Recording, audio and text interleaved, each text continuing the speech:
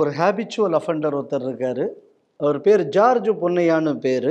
அவர் இந்த மாதிரி சில மதங்களை புண்படுத்துகிற மாதிரி இந்த மாதிரி பேசியாச்சுன்னா அவர் பாப்புலர் ஆகலாம் அப்படிங்கிற ஒரு எண்ணத்தில் இருக்கார். ஏன்னா அந்த சமுதாயம் அப்படி இப்போ அதுவும் கிட்டத்தட்ட இந்த ஒரு ஜிகாதி குரூப் மாதிரி அங்கேயும் டெவலப் ஆகி இப்படி ஒரு மாற்றம் வந்து கொண்டிருக்கிறது.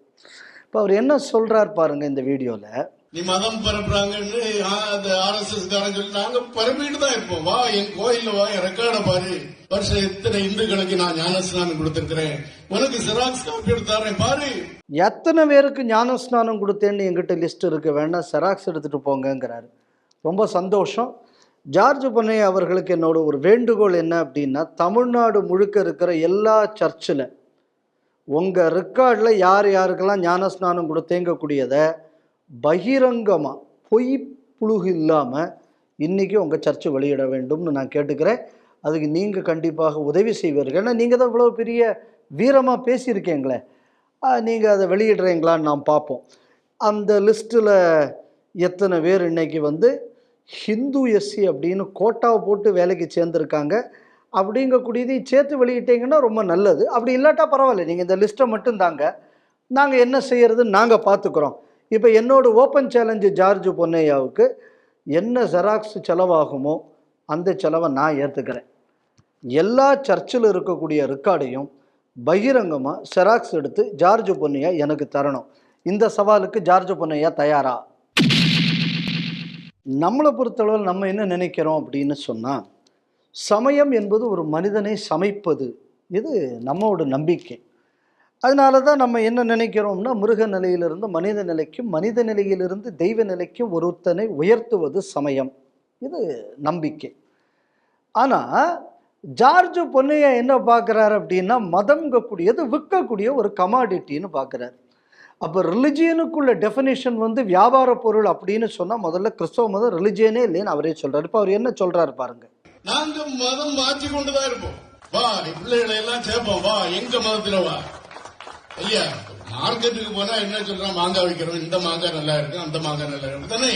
நாங்க விற்கிற மதம் நல்லா இருக்கும் பிள்ளை வாங்க. மார்க்கெட்ல விற்கக்கூடிய ஒரு பொருள்னா அது எப்படி மதமாக இருக்க முடியும்? மதத்துக்குன்னு ஒரு ரிலீஜியன் ஒரு டெஃபினிஷன் இருக்குல்ல, அதுக்குன்னு ஒரு ஃபிலாசபி இந்த மாதிரி இருக்கணும். ஆனால் விற்கிறதுக்காக எழுதப்பட்ட ஃபிலாசபி அப்படின்னு சொல்லியாச்சுன்னா, கிறிஸ்தவ மதம் என்பது ஒரு கமாடிட்டி அப்படின்னு அவர் சொல்கிறாரு. Commodity cannot be a religion. அதனால அந்த விதத்தில் கிறிஸ்தவ மதத்துக்குள்ள யோக்கியதை இவ்வளவுதான்னு ஜார்ஜ் பொன்னையாவே சொல்லிட்டார். அதனால் நம்ம அதை பற்றி சொல்லுவதற்கு தேவையில்லை. இப்போ என் கேள்வி என்னென்னா, அவர் அது மார்க்கெட்டில் விற்கிற கமாடிட்டின்னு சொன்னதுனால நான் இதுப்பும் அவருக்கு நான் ஒரு சவால் விடுறேன். அதனால் நம்ம என்ன பண்ணலான்னா, இப்போ இந்த மார்க்கெட்டுன்னு வந்ததுனால மார்க்கெட்டில் இன்றைக்குமே எப்படின்னா நம்ம பார்ப்போம் அப்படின்னா, ஃபேர் காம்படிஷன் இருக்கணும். அப்போ தான் அதுக்கு மார்க்கெட்டுங்கக்கூடிய சரியான ஒரு அந்த டெஃபினேஷன் இருக்கும். இப்போ ஒரு சின்ன உதாரணம் பாருங்களேன். நம்ம நாட்டில் இப்போ ஜார்ஜ் பொன்னையா மாதிரியான ஆட்களை மாற்றிய மதம் ஒன்று வந்தது.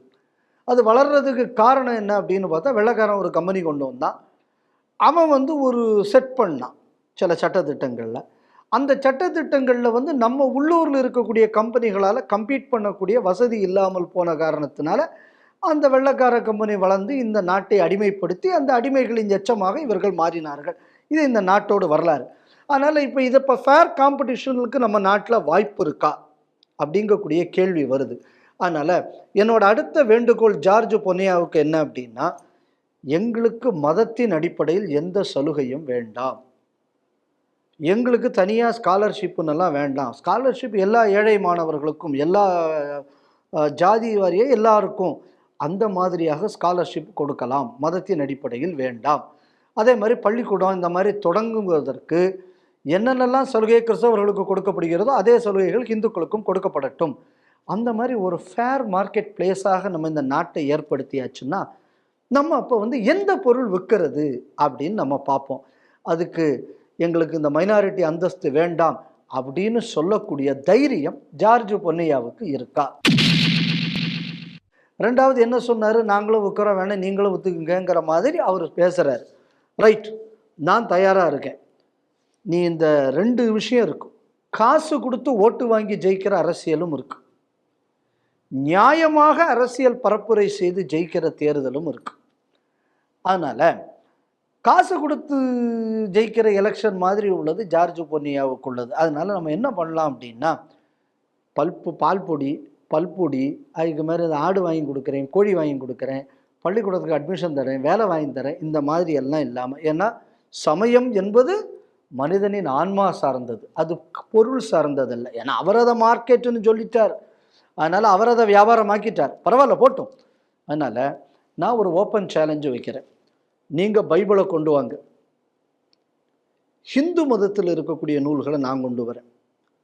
ஃபிலாசபிக்கலாக, ஹிஸ்டாரிக்கலாக நம்ம ஒரு டிபேட் வச்சுப்போம். டிபேட்டில் யார் ஜெயிக்கிறான்னு பார்ப்போம். அப்போது மார்க்கெட்டில் சமயம் என்ற அடிப்படையில் போட்டி வந்தால் சமயத்தின் தத்துவத்தின் அடிப்படையில் அந்த போட்டி வரணும். ஆனால் வேற ஒரு விஷயத்தை கொடுத்து மதம் மாற்றி போட்டு அதை தத்துவம் என்று சொல்வத மாதிரி அயோக்கியத்தனம் எதுவும் கிடையாது. அதனால் தத்துவார்த்த போட்டிக்கும் நாங்கள் தயார். அதே மாதிரி நீ விற்கக்கூடிய இந்த காசுக்கு இது பண்ணுற அந்த போட்டிக்கு நாங்கள் தயார். ஆனால் ஒரு கண்டிஷன் என்னன்னா, அது லெவல் பிளேயிங் ஃபீல்டாக இருக்கணும், மைனாரிட்டி சலுகைகள்லாம் வெளியில் எடுக்கணும். இந்த காம்படிஷனுக்கு நாங்கள் தயார். இதுக்கு இப்போ பொன்னையா வர தயாரா?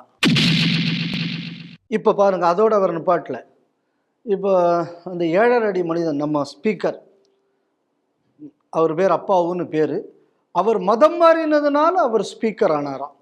இல்லைன்னா அந்த அப்பாவு நாடார் மணி அடிச்சுக்கிட்டு இருப்பாராம் அப்படின்னு அவர் சொல்றார். இந்த பாருங்க, கேளுங்க இந்த வீடியோவை.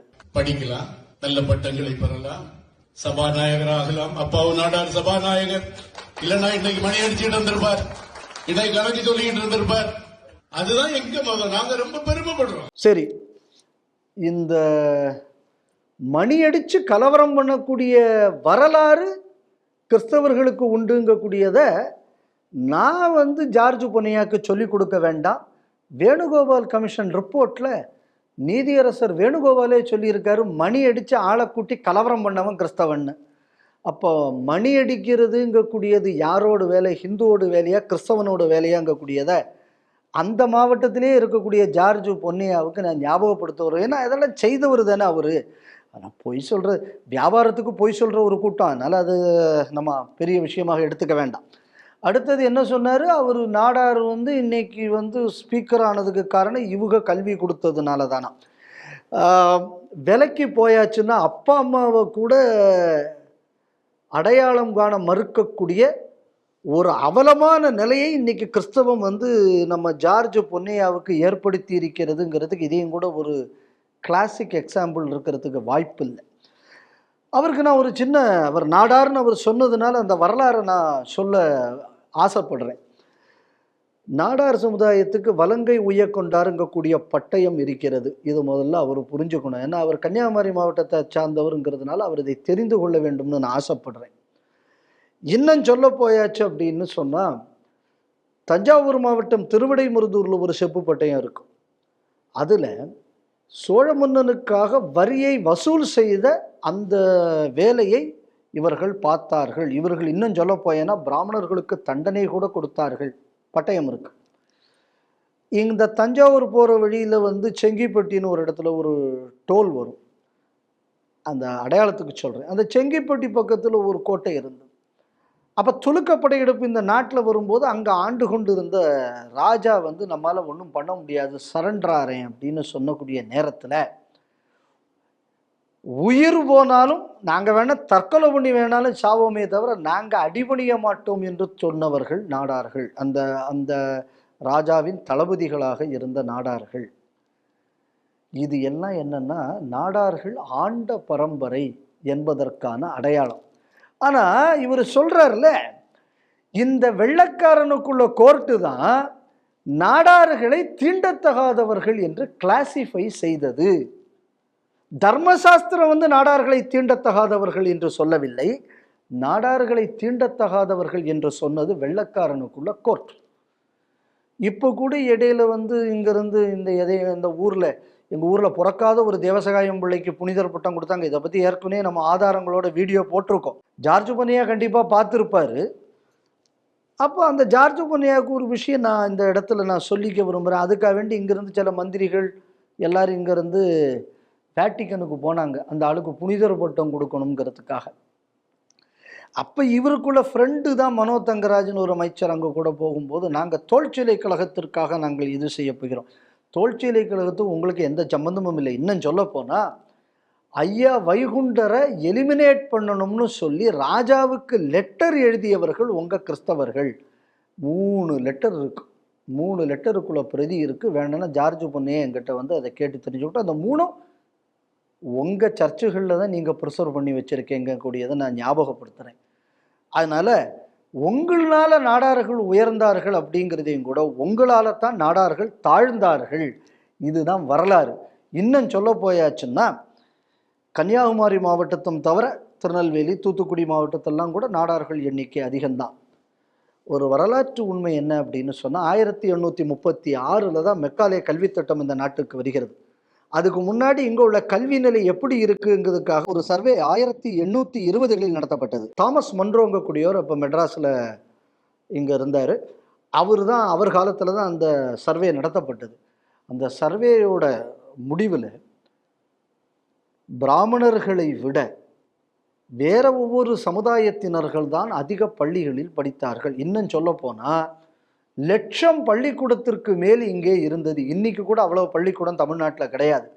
வெள்ளைக்காரன் ஆட்சிக்கு முன்னாடி இவ்வளவு பள்ளிக்கூடங்கள் இருந்தன. இன்னும் சொல்ல போயாச்சுன்னா மெடிசின், அஸ்ட்ரானமி, இந்த மாதிரி ஹையர் ஸ்டடீஸில் சூத்திரர்களும் பட்டியலினத்தவரும் அதிகம் படித்து கொண்டிருந்தார்கள். இதெல்லாம் ஜார்ஜ் பொன்னையா இன்னைக்கு இப்படி பேசுவதற்கு காரணமாக இருந்த வெள்ளைக்காரன் எழுதின ரிப்போர்ட்.